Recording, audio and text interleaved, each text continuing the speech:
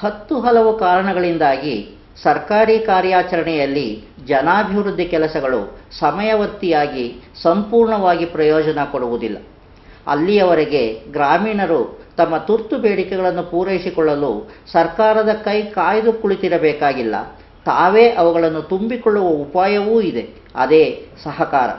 ತಮ್ಮಲ್ಲೇ ಸಣ್ಣ ಸಣ್ಣ ಗುಂಪುಗಳನ್ನು ಮಾಡಿಕೊಂಡು ಸಾಮಾಜಿಕರು ಒಟ್ಟಾಗಿ ಸೇರಿ ತಮ್ಮ ಶಕ್ತಿ ಸಂಪನ್ಮೂಲಗಳನ್ನು ಪರಸ್ಪರ ಹಂಚಿಕೊಂಡು ತಮ್ಮ ಬದುಕಿನ ಸದ್ಯದ ಬೇಡಿಕೆಗಳನ್ನು ಪೂರೈಸಿಕೊಳ್ಳಬಹುದಾಗಿದೆ. ಇದಕ್ಕೆ ಸಹಕಾರ ಸಂಘಗಳು ಅನುಪಮ ವ್ಯವಸ್ಥೆಯಾಗಿದ್ದು, ನೆರೆಹೊರೆಯ ವ್ಯಕ್ತಿಗಳು ಸಮಾನ ಬೇಡಿಕೆಯುಳ್ಳವರು ಒಗ್ಗೂಡಿ ಆರ್ಥಿಕವಾಗಿ ಪರಸ್ಪರವಾಗಿ ಎಲ್ಲರ ಪುರೋಭಿವೃದ್ಧಿಯನ್ನು ಸಾಧಿಸಿಕೊಳ್ಳುವ ಸರಳ ತತ್ವವಾಗಿದೆ ಸಹಕಾರ ತತ್ವ. ಬಸಪ್ಪ ಯಾಕೆ ಹೀಗೆ ನೀರು ಹಾಕೊಂಡು ಸತ್ತ ಅಂತೀನಿ. ಇನ್ನೂ 4 ದಿನ ಕಾದಿದ್ದಿದ್ರೆ ಮಳೆ ಬೆಳೆ ಚೆನ್ನಾಗಿ ಬರ್ತಿತ್ತು, ಆಮೇಲೆ ಸಾಲ ತೀರಿಸಬಹುದಾಗಿತ್ತು ಅಲ್ವಾ ಸೋಮಣ್ಣ? ನೀನ್ ಹೇಳೋದು ಸರಿ ಕೆಂಚಣ್ಣ, ಆದ್ರೆ ಈ ಬ್ಯಾಂಕ್ನವ್ರು ಹೀಗೆ ಅಂತ ಹೆಂಗ್ ಹೇಳೋದು? 24 ಗಂಟೆನೂ ಸಾಲದ ದುಡ್ಡು ಕಟ್ಟಿಲ್ಲ ಅಂತ ಬಂದು ಓಡಾಡ್ಕೊಂಡು ಹೋಗ್ತಾ ಇದ್ರಂತೆ. ನೋಡಪ್ಪ, ಈ ದೊಡ್ಡ ದೊಡ್ಡ ಬ್ಯಾಂಕ್ಗಳು ಆಮೇಲೆ ಬಡ್ಡಿ ಕೊಡೋ ಸಹಕಾರರು ಹಿಂಗೆ ಅಂತ ಹೆಂಗ್ ಹೇಳೋದು? ಅದಕ್ಕೆ ಸಹಕಾರ ಸಂಘದಲ್ಲಿ ಸಾಲ ತಗೊಂಡಿದ್ರೆ ಸ್ವಲ್ಪ ಅಡ್ಜಸ್ಟ್ ಮಾಡ್ಬೋದಿತ್ತು. ಸೋಮಣ್ಣ, ಅದೇನೋ ಸಹಕಾರಿ ಸಂಘ ಅಂದಲ್ಲ, ಅದ್ರ ಬಗ್ಗೆ ಸ್ವಲ್ಪ ಹೇಳು. ಮೊನ್ನೆ ತಾಲೂಕಲ್ಲಿ ಸಹಕಾರಿ ಆಂದೋಲನ ಅಂತ ಪ್ರಚಾರಕ್ಕೆ ಬಂದಿದ್ರಂತೆ. ಇದರಿಂದ ಹಳ್ಳಿ ಬಡವರಿಗೆ ತುಂಬಾ ಅನುಕೂಲ ಆಗುತ್ತಂತೆ. ನೋಡೋಣ, ನಮ್ಮದೇ ಹಿತಾಸಕ್ತಿಗೆ ಅನುಗುಣವಾಗಿ ಬೇರೆ ಬೇರೆ ಕುಟುಂಬಗಳಿಂದ 10 ಅಥವಾ ಅದಕ್ಕಿಂತ ಹೆಚ್ಚು ಜನರು ಸೇರಿ ಆರಂಭಿಸಿದ ಸಂಘಕ್ಕೆ ಸಹಕಾರಿ ಸಂಘ ಅಂತೇವೆ. ಈ ಸಂಘ ನಮ್ಮ ಆರ್ಥಿಕ ಅನುಕೂಲ, ವೃತ್ತಿ ಕಸುಬುಗಳಿಗೆ ನೆರವು, ಶುಭ ಕಾರ್ಯಗಳಲ್ಲಿ ಪರಸ್ಪರ ಸಹಕಾರ, ಸಂಕಷ್ಟ ಸಂದರ್ಭದಲ್ಲಿ ಕೈ ಜೋಡಿಸುವ ಕಾರ್ಯಗಳನ್ನ ಮಾಡುತ್ತೆ. ಒಂದೇ ಮನೆಯಲ್ಲಿ ಒಬ್ರಿಗೊಬ್ರು ಹೇಗೆ ನೆರವಾಗ್ತೇವೋ ಹಾಗೆ ಒಂದೇ ಸಮಾಜದ ಊರಿನಲ್ಲಿ ಒಬ್ರಿಗೊಬ್ರು ನೆರವಾಗೋದು ಇದರ ಸಂಕಲ್ಪ ಶಕ್ತಿ. ಅಲ್ಲ ಸೋಮಣ್ಣ, ಪಕ್ಕದೂರಲ್ಲಿ ಹಾಲು ಉತ್ಪಾದಕರ ಸಂಘ ಅಂತ ಇದೆ, ಅದು ಇದೇ ತರನಾ? ಸರಿಯಾಗಿ ಹೇಳಿದೆ ನಾಗಣ್ಣ. ನೋಡು, ನಮ್ಮ ಕರ್ನಾಟಕ ರಾಜ್ಯದಲ್ಲಿ ಕರ್ನಾಟಕ ರಾಜ್ಯ ಹಾಲು ಉತ್ಪಾದಕರ ಸಹಕಾರ ಸಂಘ ಅಂತ ಇದೆ. ಇದ್ರ ಮೂಲಕ ಲಕ್ಷಾಂತರ ಜನ ರೈತರು ಆರ್ಥಿಕವಾಗಿ ಅಭಿವೃದ್ಧಿ ಹೊಂದುತ್ತಾ ಇದ್ದಾರೆ. ಈ ರೈತರೆಲ್ಲ ಹಾಲು ಉತ್ಪಾದಕರ ಸಹಕಾರ ಸಂಘ ಅಂತ ಮಾಡಿಕೊಂಡು ಪ್ರತಿದಿನ ಸುಮಾರು 53 ಲಕ್ಷ ಲೀಟರ್ ಹಾಲನ್ನ ಸಂಗ್ರಹಿಸಿ ಡೈರಿಗೆ ಹಾಕ್ತಾ ಇದ್ದಾರೆ. ಅಲ್ಲಿ ಈ ಹಾಲನ್ನ ವೈಜ್ಞಾನಿಕವಾಗಿ ಸಂಸ್ಕರಿಸ್ತಾರೆ, ಹಾಲನ್ನ ಪಾಕೆಟ್ಗಳಲ್ಲಿ ಸಂಗ್ರಹಿಸ್ತಾರೆ. ನಂದಿನಿ ಬ್ರ್ಯಾಂಡ್ ಮೂಲಕ ಹಾಲು ಮತ್ತು ಹಾಲು ಉತ್ಪನ್ನಗಳ ಮಾರಾಟವನ್ನ ಕರ್ನಾಟಕದಾದ್ಯಂತ ಯಶಸ್ವಿಯಾಗಿ ಮಾಡ್ತಾ ಇದ್ದಾರೆ. ನೋಡಪ್ಪ, ಇದು ಸಹಕಾರ ಸಂಘಕ್ಕೆ ಬಹಳ ಉತ್ತಮ ಉದಾಹರಣೆ. ಸ್ಥಾಪಿಸೋದು ಅಂದ್ರೆ ಕಟ್ಟಡ, ಆಫೀಸು ಇವೆಲ್ಲ ಬೇಕಾ ಸೋಮಣ್ಣ? ಅದೆಂಥದ್ದು ಇಲ್ಲ. ವಿಳಾಸಕ್ಕಾಗಿ ನಾವಿರೋ ಮನೆ ಭಾಗ ಅಥವಾ ನಮ್ಮೆಲ್ರಿಗೂ ಅನುಕೂಲ ಆಗೋಂಗೆ ಯಾವ್ದಾದ್ರು ಒಂದು ನಿರ್ದಿಷ್ಟ ಸ್ಥಳದಲ್ಲಿ ಆರಂಭ ಮಾಡಬಹುದು. ಇದಕ್ಕೆ 18 ವರ್ಷಕ್ಕೆ ಮೇಲ್ಪಟ್ಟ 10ಕ್ಕಿಂತ ಹೆಚ್ಚು ಸದಸ್ಯರು ಇರ್ಬೇಕಷ್ಟೇ. ಯಾವುದೇ ಕೆಲಸ ಮಾಡ್ತಿರ್ಲಿ, ಸ್ತ್ರೀ ಪುರುಷ ಭೇದ ಭಾವ ಇಲ್ಲದೆ ಸಂಘ ಸದಸ್ಯರಾಗಬಹುದು. ಸದಸ್ಯರಲ್ಲಿಯೇ ಒಬ್ಬರನ್ನ ಅಧ್ಯಕ್ಷರಾಗಿ ಆಯ್ಕೆ ಮಾಡ್ಕೋಬೇಕು. ಇನ್ನೊಬ್ಬರು ಕಾರ್ಯದರ್ಶಿ, ಖಜಾಂಚಿ, ಉಪಾಧ್ಯಕ್ಷರು, ಹೀಗೆ ಪದಾಧಿಕಾರಿಗಳನ್ನ ಆಯ್ಕೆ ಮಾಡಿಕೊಂಡು ಕರ್ನಾಟಕ ಸರ್ಕಾರದ ಸಹಕಾರ ಸಂಘಗಳ ನೋಂದಣಿ ಅಧಿಕಾರಿಗಳ ಕಚೇರಿಯಲ್ಲಿ ನೋಂದಾಯಿಸ್ಕೋಬೇಕು. ಅಲ್ಲಿ ನೋಂದಾಯಿಸಿಕೊಂಡ ನಂತರವೇ ಅದಕ್ಕೊಂದು ಶಾಸನಾತ್ಮಕ ಬಲ ಬರುತ್ತೆ. ಏನಪ್ಪ, ಈ ಸಹಕಾರ ಸಂಘಗಳು ಮಾಡಿದ ಕೆಲಸಗಳು ಮತ್ತು ತೀರ್ಮಾನಗಳಿಗೆ ಮಾನ್ಯತೆ ಇದೆಯಾ? ಖಂಡಿತ ಇದೆ. ಯಾಕಂದ್ರೆ ಈ ಸಂಘಗಳು ಶಾಸನ ಸಭೆಯ ಕಾಯ್ದೆ ಅನ್ನುವೇ ರಚನೆ ಆಗಿರ್ತವೆ. ಸಹಕಾರ ಸಂಘಗಳ ಕಾಯ್ದೆಯು ಸಹಕಾರ ಸಂಘದ ಸ್ಥಾಪನೆ, ಕಾರ್ಯ, ಸಭೆ, ಪದಾಧಿಕಾರಿಗಳ ಬಗ್ಗೆ ವಿವರವಾಗಿ ತಿಳಿಸಿದೆ. ಈ ಕಾಯ್ದೆ ಅನ್ವಯ ಸ್ಥಾಪನೆಯಾದ ಯಾವುದೇ ಒಂದು ಸಹಕಾರ ಸಂಘ 10ಕ್ಕಿಂತ ಹೆಚ್ಚು ಅಗತ್ಯವೆನಿಸುವ ಸದಸ್ಯರನ್ನ ಹೊಂದಿರಬೇಕು. ಆ ಸದಸ್ಯರಲ್ಲಿಯೇ ಅಧ್ಯಕ್ಷ, ಕಾರ್ಯದರ್ಶಿ, ಉಪಾಧ್ಯಕ್ಷ, ಖಜಾಂಚಿ ಅಂತ ಪದಾಧಿಕಾರಿಗಳನ್ನ ಅವಿರೋಧವಾಗಿ ಆಯ್ಕೆ ಮಾಡ್ಕೋಬಹುದು. ಅಗತ್ಯ ಬಿದ್ದರೆ ಚುನಾವಣೆ ಮೂಲಕವೂ ಆಯ್ಕೆ ಮಾಡ್ಕೋಬಹುದು. ಅಲ್ಲ ಸೋಮಣ್ಣ, ಚುನಾವಣೆಯಲ್ಲಿ ಗೆದ್ದುಬಿಟ್ರೆ ತಾಲೂಕ್ ಪಂಚಾಯತಿ, ಗ್ರಾಮ ಪಂಚಾಯತಿ ಸದಸ್ಯರ ತರ ಕೆಲಸ ಮಾಡ್ತಾರಾ? ಹಾಗಲ್ಲ ಕೆಂಚಣ್ಣ. ಈ ಸಂಘದಲ್ಲಿ ಆಯ್ಕೆ ಆಗಿರೋರು ಸಂಘವನ್ನ ಅಭಿವೃದ್ಧಿ ಮಾಡಬಹುದು, ಸದಸ್ಯರಿಗೆ ಸಾಲ ಕೊಡಿಸ್ಬೋದು, ಶೇರ್ ಸಂಗ್ರಹ ಮಾಡ್ಬೋದು, ಸಾಮಾಜಿಕ ಕೆಲಸಗಳನ್ನ ಮಾಡ್ಬೋದು, ಸಾಂಸ್ಕೃತಿಕ ಕೆಲಸಗಳನ್ನ ಮಾಡ್ಬೋದು, ಜೊತೆಗೆ ಸಂಘವನ್ನ ಒಂದು ಲಾಭದಾಯಕ ಉದ್ದಿಮೆಯಲ್ಲಿ ತೊಡಗಿಸ್ಬೋದು. ಅದೆಂಗೆ ಸೋಮಣ್ಣ? ಅದೇಗೆ ಅಂದ್ರೆ ನೋಡಪ್ಪ, ಈ ಸಹಕಾರ ಸಂಘದಿಂದ ಸಕ್ಕರೆ ಕಾರ್ಖಾನೆ ಆರಂಭ ಮಾಡ್ಬೋದು, ಆಸ್ಪತ್ರೆ ತೆರಿಬಹುದು, ಬ್ಯಾಂಕ್ ತೆರಿಬಹುದು, ಕಂಬಳಿ ಉದ್ದಿಮೆ ತೆರಿಬಹುದು. ಆದ್ರೆ ಈ ನಮ್ಮ ನಾಗಣ್ಣ ಹೇಳೋ ತರ ನೋಡಪ್ಪ, ಈ ನೀರಿನ ಕೆಲಸ, ಚರಂಡಿ ಕೆಲಸ, ರಸ್ತೆ ಕೆಲಸ ಇವೆಲ್ಲ ಮಾಡೋದಕ್ಕಾಗೋದಿಲ್ಲ. ಆದ್ರೆ ಈ ಕೆಲಸಗಳನ್ನ ಮಾಡಿ ಅಂತ ಹೇಳಿ ತಾಲೂಕ್ ಪಂಚಾಯತಿಗೆ, ಗ್ರಾಮ ಪಂಚಾಯತಿಗೆ, ಜಿಲ್ಲಾ ಪಂಚಾಯತಿಗೆ ಒತ್ತಾಯ ಮಾಡ್ಬೋದು. ಸಂಘದಿಂದ ಒತ್ತಾಯ ಮಾಡಿದ್ರೆ ಈ ಒತ್ತಾಯಕ್ಕೆ ಹೆಚ್ಚಿನ ಬಲ ಬರುತ್ತೆ. ಅದ್ರ ಜೊತೆಗೆ ಶಾಸಕರು ಕೂಡ ಪ್ರಥಮ ಆದ್ಯತೆ ಕೊಟ್ಟು ನಾವು ಹೇಳಿದ ಕೆಲಸ ಮಾಡ್ತಾರೆ. ಅದರಿಂದ ಸಂಘಕ್ಕೆ ಬಲ ಬರುತ್ತೆ. ಓ ಹಾಗೋ. ಈ ಸಂಘ ಮಾಡೋದಾದ್ರೆ ಎಷ್ಟು ಹಣ ಬೇಕು? ಹಾಗಾದ್ರೆ ನಾವು ಏನ್ ಮಾಡ್ಬೇಕು? ಇದಕ್ಕೆಲ್ಲ ಜಾಸ್ತಿ ದುಡ್ಡು ಖರ್ಚಾಗಲ್ಲ. ಸುಮಾರು 1,2,000 ರೂಪಾಯಿ ಇದ್ರೆ ಸಾಕಪ್ಪ. ಸದಸ್ಯರೆಲ್ಲ ಒಂದ್ ಕಡೆ ಸೇರ್ಬಿಟ್ಟು ಒಂದ್ ತೀರ್ಮಾನಕ್ಕೆ ಬಂದು ಎಲ್ಲ ಅರ್ಜಿ ತಗೊಂಡು ನೋಂದಣಿ ಅಧಿಕಾರಿ ಹತ್ರ ಹೋಗ್ಬೇಕು. ಅವ್ರು ಅದನ್ನೆಲ್ಲ ಪರಿಶೀಲಿಸಿ ನೋಂದಣಿ ಪತ್ರ ಅಂತ ಕೊಡ್ತಾರೆ. ಅಲ್ಲಿಂದ ಕೆಲಸ ಶುರು ಮಾಡ್ಬೋದು. ಹೌದಾ? ಹೌದು ಕೆಂಚಣ್ಣ. ಆಮೇಲೆ ಈ ಸಂಸ್ಥೆಯಲ್ಲಿರೋ ಸದಸ್ಯರೇ ಸ್ವಲ್ಪ ಬಂಡವಾಳ ಹಾಕೊಂಡು ತಮ್ಮ ಕಸಬ್ಗೆ ಅನುಕೂಲ ಆಗೋ ಮಾಡ್ಕೋಬಹುದು. ಆಮೇಲೆ ಸಾಲ ಸಹಕಾರ ಸಂಘ ಅಂತಲೂ ಮಾಡ್ಬೋದು. ಆದ್ರೆ ತಾವೇ ಯಾಕೆ ಈ ಕೆಲಸ ಮಾಡಬಾರ್ದು ಅಂತೀನಿ. ಹಾಗೂ ಮಾಡ್ಬೋದು. ನೋಡಿ, ಇದಕ್ಕೆ ಒಂದು ಒಳ್ಳೆ ಉದಾಹರಣೆ ಕೊಡ್ತೀನಿ ಕೇಳಿ. ಈ ಗದಗ ಜಿಲ್ಲೆಯಲ್ಲಿ KH ಪಾಟೀಲ್ ಪ್ರತಿಷ್ಠಾನ ಅಂತಿದೆ. ಅದು ಈ ಸಹಭಾಗಿತ್ವ ತತ್ವದಲ್ಲೇ ಆರಂಭ ಆಗಿರುವಂತದ್ದು. ಅಲ್ಲಿ ಕುಡಿಯೋ ನೀರು, ಸಾರ್ವಜನಿಕ ಶಿಕ್ಷಣ, ಆರೋಗ್ಯ, ಆಮೇಲೆ ಸಾಂಸ್ಕೃತಿಕ ಚಟುವಟಿಕೆಗಳನ್ನು ಮಾಡ್ತಾರೆ. ಕುಡಿಯೋ ನೀರಿನಲ್ಲಂತೂ ಆಂದೋಲನ ಮಾಡ್ಬಿಡ್ತಪ್ಪ. ಬರೀ 1 ರೂಪಾಯಿಗೆ 10 ಲೀಟರ್ ನೀರು ಕೊಡ್ತು. ಅದು ಮಿನರಲ್ ವಾಟರ್. ನೋಡಪ್ಪ, ಈಗ ಅಂಗಡಿಗಳಲ್ಲಿ ಬಾಟ್ಲಿಲಿ ನೀರು ತುಂಬಿಸಿ ಮಾರೋದನ್ನ ನೀನು ನೋಡಿದ್ಯಲ್ಲ, ಅದಕ್ಕೆ ಮಿನರಲ್ ವಾಟರ್ ಅಂತ ಕರೀತಾರೆ. ಅಂದ್ರೆ ಈ ವಿಷಕ್ರಿಮಿಗಳನ್ನೆಲ್ಲ ತೆಗೆದು ಶುದ್ಧಗೊಳಿಸಿರುವಂತ ನೀರು. ಅದನ್ನ ಖಾಸಗಿ ಕಂಪನಿ ಮಾಡುತ್ತೆ. ಆ ಶುದ್ಧಗೊಳಿಸಿರೋದಕ್ಕೆ 1 ಲೀಟರ್ಗೆ 15 ರೂಪಾಯಿ ಅದು ತಗೊಳುತ್ತೆ. ಅಲ್ಲಪ್ಪ, ನಾವ್ ಯಾಕೆ ಖಾಸಗಿ ಅವ್ರಿಗೆ ಜವಾಬ್ ತುಂಬಿಸ್ಬೇಕು? ಈಗ ಗದಗದಲ್ಲಿ KH ಪಾಟೀಲ್ ಪ್ರತಿಷ್ಠಾನ ಅಂತಿದೆ. ಅಲ್ಲಿ ಈ ಬೋರ್ವೆಲ್ ನೀರು, ನದಿ ನೀರು, ಕೆರೆ ನೀರನ್ನೆಲ್ಲ ತಗೊಂಡು ಅವರು ಶುದ್ಧೀಕರಣ ಘಟಕಕ್ಕೆ ಅದನ್ನು ಸೇರಿಸಿ ಶೋಧಿಸಿ ಸಂಗ್ರಹ ಮಾಡ್ತಾರೆ. ನೋಡಿ, ಅದಕ್ಕೆ ಲಕ್ಷಾಂತರ ರೂಪಾಯಿ ಖರ್ಚಾಗುತ್ತೆ. ಆದ್ರೆ 1 ರೂಪಾಯಿ ಕಾಯಿನ ಹಾಕಿದ್ರೆ ಸಾಕು, 10 ಲೀಟರ್ ಶುದ್ಧವಾದ ಕುಡಿಯೋ ನೀರನ್ನ ನೀವು ಹಿಡ್ಕೋಬಹುದು, ಬಿಂದಿಗೆಯಲ್ಲಿ ತುಂಬಿಸ್ಕೋಬಹುದು. ಇದು ಸಹಕಾರ ಸಂಘದಿಂದ ಸಾಧ್ಯ ಆಗಿದ್ದು ಅಂದ್ರೆ ನೀವು ನಂಬ್ತೀರಾ? ಅಲ್ರಿ, ಈ ರೀತಿನೂ ಸಹಕಾರ ಸಂಘ ಕೆಲಸ ಮಾಡುತ್ತಾ? ಇಷ್ಟೇ ಅಲ್ಲಪ್ಪ, ಆ ರೀತಿಯ ನೀರಿನ ಘಟಕಗಳನ್ನ ಜಿಲ್ಲೆಯಾದ್ಯಂತ, ಜಿಲ್ಲೆಯನ್ನು ಇಡೀ ರಾಜ್ಯದಾದ್ಯಂತ ಮಾಡಬೇಕು ಅಂತಿದ್ದಾರೆ. ಆಮೇಲೆ ಬೇರೆ ರಾಜ್ಯದ ಮುಖ್ಯಮಂತ್ರಿಗಳು ಕೂಡ ಈ ತರದ ಘಟಕಗಳನ್ನ ಮಾಡಬೇಕು ಅಂತ ಡಿಸೈಡ್ ಮಾಡಿದ್ದಾರೆ. ಇದು ನಮ್ಮ ಸಹಕಾರ ಸಂಘದ ಬಗ್ಗೆ ಹೆಮ್ಮೆ ಅಂತ ನಾವು ಹೇಳ್ಕೋಬಹುದು. ಸಂಘೇ ಶಕ್ತಿ ಕಲೌಯುಗೆ ಎನ್ನುವಂತೆ ಸಂಘಟನೆಯ ಶಕ್ತಿಗೆ ಅಸಾಧ್ಯವಾದುದು ಯಾವುದೂ ಇಲ್ಲ. ಸಹಕಾರ ನಮ್ಮ ಕೈಗೆ ಹತ್ತಿರವೇ ಇರುವ ಒಂದು ಅದ್ಭುತ ಶಕ್ತಿ ಎನ್ನುವುದಕ್ಕೆ ಇದಕ್ಕಿಂತ ಪುರಾವೆ ಬೇಕೇ? ಹಾಗೇನೆ ಈ ಉತ್ತರ ಕನ್ನಡದಲ್ಲಿ ಸಮುದ್ರದ ಪಕ್ಕದಲ್ಲಿ ಸಾವಿರಾರು ಎಕರೆ ಈ ಉಪ್ಪಿನ ಗದ್ದೆಗಳು ಅಂತ ಇವೆ. ಆ ಉಪ್ಪಿನ ಗದ್ದೆ ಸಾಮಾನ್ಯ ರೈತರದ್ದು. ಆ ರೈತರೆಲ್ಲ ಸೇರ್ಕೊಂಡು ಒಂದು ಸಹಕಾರಿ ಸಂಘ ಅಂತ ಮಾಡ್ಕೊಂಡಿದ್ದಾರೆ. ನಾಗರಬೈ ಉಪ್ಪಿನ ಉತ್ಪಾದಕರ ಸಹಕಾರ ಸಂಘ ಅಂತ.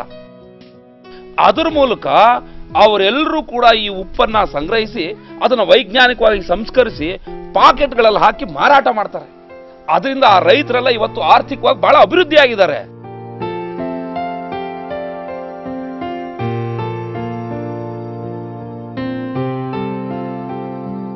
ಅಯ್ಯೋ, ನಂಬಕ್ಕೆ ಆಗ್ತಿಲ್ಲಲ್ಲಪ್ಪ ನಿಮ್ಮ ಮಾತನ್ನ. ಇನ್ನೂ ಹೇಳ್ತೀನಿ ಕೇಳಿ ಸಾವಿತ್ರಮ್ಮನವ್ರೆ. ಈ ದಕ್ಷಿಣ ಕನ್ನಡದಲ್ಲಿ ಸ್ಕೂಡ್ ವೇಸ್ ಅನ್ನೋ ಸಂಸ್ಥೆ ಇದೆ. ಅದು ಹಳ್ಳಿ ಜನರಿಗೆ ಆರೋಗ್ಯ ಸೌಲಭ್ಯ ನೀಡ್ತಾ ಇದೆ. ಆದ್ರೆ ಇದು ಸರ್ಕಾರ ಸಹಭಾಗಿತ್ವದೊಂದಿಗೆ ಮಾಡ್ತಾ ಇದೆ. ಮತ್ತೆ ಪುತ್ತೂರಿನ ಅಡಿಕೆ ಬೆಳೆಗಾರರ ಸಂಘ ಬಹಳ ಮಹತ್ವದ ಕೆಲಸ ಮಾಡ್ತಾ ಇದೆ. ರಾಜ್ಯದಲ್ಲಿ ಸಹಕಾರಿ ಸಾರಿಗೆ ವ್ಯವಸ್ಥೆ ಇದೆ, ಶಿಕ್ಷಣದಲ್ಲಿ ಸಹಕಾರ ಸಂಸ್ಥೆಗಳಿವೆ. ಇದೇ ರೀತಿ ಎಲ್ಲಾ ಕಡೆ ಬೆಳೆದ್ರೆ ಸರ್ಕಾರದ ಭಾರ ಕಡಿಮೆ ಆಗುತ್ತೆ, ಎಲ್ಲದಕ್ಕೂ ಸರ್ಕಾರವನ್ನು ದೂರ ತಪ್ಪುತ್ತೆ. ಅದಕ್ಕೆ ಹೇಳಿದ್ದು, ಒಂದು ಊರಿಗೆ ಈ ಶಾಲೆ, ಆಸ್ಪತ್ರೆ, ಪಂಚಾಯತಿ ಇದ್ದಂಗೆ ಒಂದು ಸಹಕಾರಿ ಸಂಘ ಕೂಡ ಇರಬೇಕು ಅಂತ. ಸಾಲ ಕೊಡೋದಕ್ಕೆ ಹೆಂಗಪ್ಪ ಹಣ ಬರುತ್ತೆ? ನೋಡಮ್ಮ, ಸಹಕಾರ ಸಂಘ ಸ್ಥಾಪನೆ ಆದ್ಮೇಲೆ ಯಾವ ವೃತ್ತಿ ಅಥವಾ ಉದ್ದೇಶದಿಂದ ಜಾರಿಗೆ ಬಂದಿದೆಯೋ ಅದಕ್ಕಾಗಿ ಸಂಘ ಕಾರ್ಯದಲ್ಲಿ ತೊಡಗಬೇಕು. ಈಗ ಉದಾಹರಣೆಗೆ ನೇಕಾರರ ಸಹಕಾರ ಸಂಘ ಅಂತ ಸ್ಥಾಪಿಸಿದ್ರೆ ಬಟ್ಟೆ ನೇಯೋ ಕೆಲಸ ಮತ್ತೆ ಅವುಗಳನ್ನ ಮಾರಾಟ ಮಾಡೋದು, ಬಂದ ಲಾಭದಲ್ಲಿ ಸ್ವಲ್ಪ ಪ್ರಮಾಣದಲ್ಲಿ ಸಂಘದ ಅಭಿವೃದ್ಧಿಗೆ ಬಳಸೋದು, ಹನಿ ಹನಿ ಗೂಡಿದ್ರೆ ಹಳ್ಳ, ತೆನೆ ತೆನೆ ಗೂಡಿದ್ರೆ ಬಳ್ಳ ಅಂತಾರಲ್ಲ, ಹಂಗೆ ಸಹಕಾರ ಸಂಘ ಹಣ ಕೊಡಿಸ್ಬೋದು. ಅಲ್ಲದೆ ಷೇರುದಾರಿಕೆ ಅಂತ ಹಣ ಸಂಗ್ರಹಿಸಬಹುದು. ಬೇರೆ ಬೇರೆ ರೀತಿಯ ಪ್ರಯೋಜನಕ್ಕಾಗಿ ಸದಸ್ಯತ್ವವನ್ನು ಕೊಡು ಮಾಡಬಹುದು. ಇದೆಲ್ಲ ನಡೆಯುತ್ತೆ. ಇದೆಲ್ಲ ಒಂದು ನಿರ್ದಿಷ್ಟ ಹಂತ ತಲುಪೋರ್ಗೆ ಮಾತ್ರ. ಆಮೇಲೆ ಬಡ್ಡಿ ಹಣ, ರಿಸರ್ವ್ ಬ್ಯಾಂಕ್ನ ಧನ ಸಹಾಯ, ಸರ್ಕಾರದ ಧನ ಸಹಾಯ, ಬೆಳೆ ಸಾಲಕ್ಕಾಗಿ ಹಣ ಇತ್ಯಾದಿಯಾಗಿ ಹಣ ಹರಿದು ಬರೋದಕ್ಕೆ ಶುರು ಆಗುತ್ತೆ. ಇದನ್ನ ಪ್ರಾಮಾಣಿಕವಾಗಿ ಸದ್ವಿನಿಯೋಗ ಮಾಡಬೇಕಷ್ಟೇ. ಸರ್ಕಾರ ಗ್ರಾಮೀಣ ಅಭಿವೃದ್ಧಿ ಕಾರ್ಯಗಳಿಗೆ ನೀಡೋ ಸಬ್ಸಿಡಿಗಳನ್ನ ಸಹಕಾರ ಸಂಘಗಳ ಮೂಲಕ ವಿತರಣೆ ಮಾಡುತ್ತೆ. ಅದ್ ಸರಿ, ಸಾಲನ್ ಯಾರು ಬೇಕಾದ್ರೂ ತಗೊಬೋದಾ? ಇಲ್ಲ, ಸದಸ್ಯರು ಮಾತ್ರ ತಗೋಬಹುದು. ಈ ಸಹಕಾರ ಸಂಘಗಳು ಅಂದ್ರೆ ಸದಸ್ಯರ ಬೇಡಿಕೆಗಳನ್ನ ಪೂರೈಸ್ಕೊಳ್ಳಕ್ಕೆ ಅವರವರೇ ಒಂದಾಗಿ ಪರಸ್ಪರ ಕೈ ಜೋಡಿಸಿ ಸ್ವಸಹಾಯ ಸಂಸ್ಥೆಗಳಾಗಿ ಸ್ಥಾಪನೆ ಮಾಡ್ಕೊಂಡಂಥವು. ಸಹಕಾರಿ ಸಂಘಗಳನ್ನ ಅಂದ್ರೆ ಅವುಗಳ ನೀತಿ, ಉದ್ದೇಶ, ಕೆಲಸಗಳು ಎಲ್ಲವನ್ನ ಸದಸ್ಯರು ತಾವೇ ಸಮಾಲೋಚನೆ ಮಾಡಿ ನಿರ್ಧರಿಸ್ಕೊಳ್ತಾರೆ. ಇದರಲ್ಲಿ ಸರ್ಕಾರನೂ ಮಧ್ಯ ಬರೋ ಹಾಗಿಲ್ಲ, ಬಂಡವಾಳವೂ ಅವ್ರದ್ದೇ, ಪ್ರಯೋಜನನೂ ಅವ್ರದ್ದೇ. ಲಾಭನೂ ಮಾಡ್ಕೊಬೋದಾ? ಲಾಭನೂ ಮಾಡ್ಕೋಬಹುದು. ಆದ್ರೆ ವ್ಯಾಪಾರದಂತೆ ಲಾಭನ ಸದಸ್ಯರು ಹಂಚ್ಕೊಳ್ಳೋ ಹಾಗಿಲ್ಲ. ಲಾಭದ ಮೊತ್ತವನ್ನ ಅವರು ಸಂಘದ ಧ್ಯೇಯ ಸಾಧನೆಗಳಿಗೆ, ಹೂಡಿಕೆಗೆ, ವಿಸ್ತರಣೆಗೆ ಬಳಸ್ಕೊಳ್ತಾರೆ. ಸಂಘದ ಸದಸ್ಯರು ಮಾತ್ರ ಸಾಲ ಪಡಿಬಹುದು. ಸಾಲದ ಉದ್ದೇಶವನ್ನ, ತೀರಿಸುವ ಸಾಮರ್ಥ್ಯವನ್ನ ಗಮನಿಸಿ ಸಾಲ ಕೊಡ್ತಾರೆ. ಸಾಲದ ಉದ್ದೇಶವನ್ನ ಅವಲಂಬಿಸಿ ಅಲ್ಪಾವಧಿ, ಮಧ್ಯಮಾವಧಿ ಮತ್ತು ದೀರ್ಘಾವಧಿ ಸಾಲಗಳನ್ನ ಕೊಡ್ತಾರೆ. ಅಷ್ಟೇ ಅಲ್ಲ, ಅಡಮಾನ ಸಾಲ, ಸಂಬಳ ಆಧಾರಿತ ಸಾಲ ಇತ್ಯಾದಿ ಸಾಲ ಕೊಡೋ ಸೌಲಭ್ಯನೂ ಉಂಟು.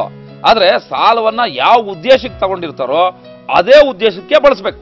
ಅಂದ್ರೆ ನೋಡ್ಕೆಂಚಣ, ಈಗ ನೇಯೋದಕ್ಕೆ ಹೊಸ ಮಗ್ಗ ಕೊಂಡ್ಕೋಬೇಕು ಅಂತ ಹೇಳಿ 25,000 ರೂಪಾಯಿ ಸಹಕಾರ ಸಂಘದಿಂದ ಸಾಲ ತಗೊಂಡು ಮಗಳು ಮದುವೆ ಮಾಡಿದ್ರೆ ಹೆಂಗೆ? ಆಮೇಲೆ ಆ ಬಸಣ್ಣ ನೇಣು ಹಾಕೊಂಡಲ್ಲ, ಆ ರೀತಿ ಸಾಲ ತೀರ್ಸಕ್ಕಾಗದೆ ನೇಣು ಹಾಕೋಬೇಕಾಗುತ್ತೆ ಅಷ್ಟೇ. ಅದ್ರ ಬದಲಿಗೆ ಹೊಸ ಮಗ್ಗ ಕೊಂಡ್ಕೊಂಡು ಕೆಲಸ ಶುರು ಮಾಡಿ ಲಾಭ ಪಡ್ಕೊಂಡ್ರೆ ಮಗಳ ಮದುವೆನೂ ಮಾಡ್ಬೋದು, ಮಗನ ಮದುವೆನೂ ಮಾಡ್ಬೋದು. ಆಮೇಲೆ ಈ ಸಂಸಾರದ ಬೇಡಿಕೆಗಳನ್ನೇ ಈಡೇರಿಸ್ಕೊಳಕ್ಕೆ ನೋಡಪ್ಪ ಸೇವಾ ಸಹಕಾರ ಸಂಘ ಅಂತಲೂ ಮಾಡ್ಕೋಬಹುದು. ಅಲ್ಲ, ಇಂಥ ಕಾರ್ಯಗಳನ್ನು ಮಾಡಿರೋ ಸಹಕಾರಿ ಸಂಘಗಳು ನಮ್ಮ ದೇಶದಲ್ಲೂ ಇದಾವ? ಬೇಕಾದಷ್ಟಿವೆ ನಗಣ. ಈ ಅಪೆಕ್ಸ್ ಬ್ಯಾಂಕು, ಗ್ರಾಮೀಣ ಸಹಕಾರ ಬ್ಯಾಂಕ್ಗಳು, ಪಟ್ಟಣ ಸಹಕಾರ ಸಂಘಗಳು. ಈಗ ಕರ್ನಾಟಕದಲ್ಲಿ ಈಗ ಅಂದಾಜು 35,000 ಸಹಕಾರ ಸಂಘಗಳಿವೆ. ಅದರಲ್ಲಿ 27,000 ಸಂಘಗಳು ಬಹಳ ಉತ್ತಮವಾಗಿ ಕಾರ್ಯನಿರ್ವಹಿಸ್ತಾ ಇವೆ. ಇನ್ನೂ ಕೆಲವು ರಾಜ್ಯ, ರಾಷ್ಟ್ರ ಪ್ರಶಸ್ತಿ ಕೂಡ ಪಡ್ಕೊಂಡಿವೆ.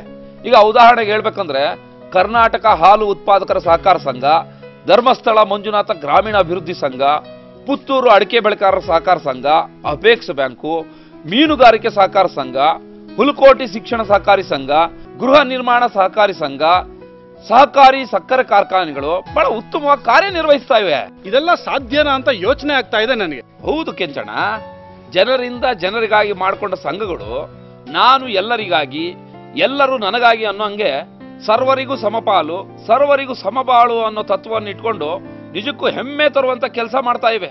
ಭಾರತದಲ್ಲಿ ಸಹಕಾರ ಕ್ಷೇತ್ರ ಸ್ವಾತಂತ್ರ್ಯ ಪೂರ್ವದಿಂದಲೂ ಬೆಳೆದು ಬಂದಿದೆ. ಈ ವಿಚಾರ ನಿಮಗೆ ಗೊತ್ತಾ? ಇದರಲ್ಲಿ ಕರ್ನಾಟಕದ ಪಾತ್ರ ತುಂಬಾ ದೊಡ್ಡದು. ಇಲ್ಲಿ ನೋಡಿ. ಈಗ ಮೊದಲಿಗೆ ಇದು ಸರ್ಕಾರ ಚಳವಳಿ ಆಗಿತ್ತು. 1904ರಲ್ಲಿ ಬ್ರಿಟಿಷ್ ಸರ್ಕಾರ ಕಾಯ್ದೆಯನ್ನ ಜಾರಿಗೆ ತಂದಿತ್ತು. ಕರ್ನಾಟಕದ ಗದಗ ಜಿಲ್ಲೆ ಸಹಕಾರಿ ತೊಟ್ಲು ಅಂತ ಅನ್ಸ್ಕೊಂಡಿತ್ತು. 1905ರಲ್ಲಿ ಕಣಗಿನಹಾಳದ ಸಿದ್ದನಗೌಡ, ಸಣ್ಣರಾಮನಗೌಡ ಪಾಟೀಲ ಅನ್ನೋ ರೈತ ಆರಂಭಿಸಿದ ಸಂಘವೇ ದೇಶದಲ್ಲಷ್ಟೇ ಯಾಕೆ ಏಷ್ಯಾ ಖಂಡದ ಮೊಟ್ಟ ಮೊದಲ ಸಹಕಾರಿ ಸಂಘ ಆಗಿದೆ. 1959ರಲ್ಲಿ ಕರ್ನಾಟಕ ಸಹಕಾರ ಸಂಘಗಳ ಅಧಿನಿಯಮ ಜಾರಿಗೆ ಬಂದ ಮೇಲೆ ರಾಜ್ಯದಲ್ಲಿ ಸಾವಿರಾರು ಸಹಕಾರ ಸಂಘಗಳಾಗಿವೆ. ಇದನ್ನ ಇತ್ತೀಚೆಗೆ ಅಂದ್ರೆ ಡಿಸೆಂಬರ್ 2011ರಲ್ಲಿ ಸಹಕಾರ ಹಕ್ಕು ಮೂಲಭೂತ ಹಕ್ಕು ಅಂತ ಸಂವಿಧಾನದಲ್ಲೇ ಸೇರ್ಪಡೆಗೊಂಡಿದೆ. ಮೂಲಭೂತ ಹಕ್ಕು ಅಂದ್ರೆ? ಮೂಲಭೂತ ಅಂದ್ರೆ ಯಾವುದು ಇಲ್ದಿದ್ರೆ ಜನರ ಬದುಕು ಪೂರ್ತಿ ಆಗೋದಿಲ್ವೋ ಅಂಥದ್ದು. ಯಾವುದು ಇಲ್ಲದೆ ಮನುಷ್ಯ ಘನತೆಯಿಂದ ಬಾಳೋದಕ್ಕೆ ಸಾಧ್ಯವಿಲ್ವೋ ಅದನ್ನ ಸರ್ಕಾರ ಪ್ರಜೆಗಳಿಗೆ ಒದಗಿಸಲೇಬೇಕು ಅನ್ನೋ ಆಡಳಿತ ನೀತಿಯೇ ಘೋಷಣೆ. ನೋಡೋ, ನಮ್ಮ ದೇಶ ಹಳ್ಳಿಗಳ ದೇಶ. ಒಂದು ಹಳ್ಳಿ ಅಥವಾ ಗ್ರಾಮಕ್ಕೆ ಒಂದು ಶಾಲೆ, ಒಂದು ಗ್ರಾಮ ಪಂಚಾಯಿತಿ, ಒಂದು ಆರೋಗ್ಯ ಕೇಂದ್ರ, ಒಂದು ಸಹಕಾರ ಸಂಘ ಅತ್ಯಗತ್ಯ ಅನ್ನೋ ನಿಲುವನ್ನ ನಾವು ಪಡ್ಕೋಬೇಕು. ಈ 4 ಸಂಸ್ಥೆಗಳು ಗ್ರಾಮದಲ್ಲಿ ಇದ್ರೆ ಮಾತ್ರ ಏಳಿಗೆ ಸಾಧ್ಯ ಅನ್ನೋದು ತಿಳಿದವರ ಅಭಿಮತ. ಹೀಗಾಗಿ ಸಹಕಾರಿ ಸಂಘ ಸ್ಥಾಪಿಸೋದು ಮೂಲಭೂತ ಹಕ್ಕು ಅಂತ ಮಾಡಿರೋದ್ರಿಂದ ಒಂದು ಸಾಮಾನ್ಯ ಉದ್ದೇಶ ಹೊಂದಿರುವ ಯಾರಾದ್ರೂ ಸರಿ ಸಹಕಾರ ಸಂಘವನ್ನ ರಚಿಸಬಹುದು. ತಮ್ಮ ಸಾಮಾನ್ಯ ಉದ್ದೇಶವನ್ನ ಸಾಧನೆ ಮಾಡ್ಕೊಳ್ಬಹುದು. ದೇಶದಲ್ಲಿ ಹಸಿರು ಕ್ರಾಂತಿ ನಡೆದಂತೆ ಈ ಸಹಕಾರ ಕ್ರಾಂತಿ ನಡಿಬೇಕು. ಹಸಿರು ಕ್ರಾಂತಿ ಅಂದ್ರಲ್ಲ, ಅದೇನು? ಈ ಹಸಿರು ಕ್ರಾಂತಿ ಅಂದ್ರೆ ಭೂಮಿಯಿಂದ ಹೆಚ್ಚು ಬೆಳೆಯನ್ನು ಬೆಳೆಯೋದು ಅಂತ ಅರ್ಥ. ನೋಡಪ್ಪ, ಭೂಮಿನ ಬರಡು ಬಿಡದೆ ಆಹಾರ ಧಾನ್ಯಗಳನ್ನ ಹೆಚ್ಚಾಗಿ ಬೆಳೆಯೋದು ಸಹಕಾರಿ ತತ್ವ ಸಾಧನೆ ಇದು. ಅದರಲ್ಲೂ ಈ ದುರ್ಬಲ ವರ್ಗದ ರೈತರು, ಕಸಬುದಾರರು, ಕಾರ್ಮಿಕರು ಇವರೆಲ್ಲ ಈ ಸಹಕಾರ ಸಂಘದಿಂದ ಹೆಚ್ಚು ಅಭಿವೃದ್ಧಿ ಹೊಂದಬಹುದು. ಸದಸ್ಯರ ಎಲ್ಲ ಸಮಸ್ಯೆಗಳಂತೆ ಸಹಕಾರಿ ಸಂಘಗಳು ರೈತರ ವಿಶಿಷ್ಟ ಸಮಸ್ಯೆಗಳಿಗೂ ಹೇಗೆ ಮದ್ದಾಗಬಲ್ಲವು ಅನ್ನೋದರ ಉತ್ತಮ ವಿವರಣೆ ಇಲ್ಲಿದೆ ನೋಡಿ. ಉದಾಹರಣೆಗೆ ನಮ್ಮಲ್ಲಿ ರೇಷ್ಮೆ ಬೆಳೆಗಾರರ ಸೇವಾ ಸಹಕಾರ ಸಂಘಗಳು ಅಸ್ತಿತ್ವಕ್ಕೆ ಬಂದಿವೆ. ಇವು ಒಳ್ಳೆ ಯೋಜನೆಗಳನ್ನ ಹಾಕೊಂಡು ರೇಷ್ಮೆ ಬೆಳೆ ಅಭಿವೃದ್ಧಿಗೆ, ಆಮೇಲೆ ರೈತರ ಅಭಿವೃದ್ಧಿಗೆ ಕಾರಣ ಆಗಿವೆ. ತಾನು ಬೆಳೆದ ಬೆಳೆಗೆ ತಕ್ಕ ಬೆಲೆ ಬಂದ್ರೆ ರೈತ ಗೆದ್ದಂಗೆ. ಇದು ಆಗುತ್ತಲೇ ಇಲ್ಲ. ರೈತನ ಬೆಳೆಯನ್ನ ಕೊಂಡುಕೊಂಡು ಗ್ರಾಹಕರಿಗೆ ಮಾರೋ ಮಧ್ಯವರ್ತಿಗಳು ಹೆಚ್ಚು ಲಾಭ ಮಾಡ್ಕೊಳ್ತಿದ್ದಾರೆ. ಹೀಗಾಗಿ ರೈತನ ವ್ಯವಸಾಯ ಲಾಭದಾಯಕವಾಗಿಲ್ಲ. ಇದಕ್ಕಾಗಿ ಸಹಕಾರ ಸಂಘ ಇದ್ರೆ ಅವನ ಬೆಳೆಗೆ ತಕ್ಕ ಬೆಲೆ ದೊರೆಯುತ್ತೆ. ಸಾಲ ಶೂಲಕ್ಕೆ ರೈತ ಬಲಿಯಾಗೋದಿಲ್ಲ. ಇದರ ನಡುವೆ ಮಧ್ಯವರ್ತಿಯು ಮಾಡುವ ತೂಕ ಅಳತೆ ಮೋಸ, ಕಡಿಮೆ ಹಣ ಕೊಟ್ಟು ಹೆಚ್ಚು ಹಣ ವಸೂಲಿ ಮಾಡುವ ಹಣಬಾಕ್ತನ, ಬಡ್ಡಿ ಚಕ್ರಬಡ್ಡಿ ವಿಧಿಸಿ ರೈತನ ಭೂಮಿಯನ್ನೇ ಆಪೋಷಣ ತೆಗೆದುಕೊಳ್ಳುವಂತ ತಂತ್ರಗಾರಿಕೆ ರೈತನನ್ನ ಕಂಗೆಡುವಂಗ್ ಮಾಡಿದೆ. ಸಾಲ ಎಂಬುದು ವಿಷವೃತ್ತ.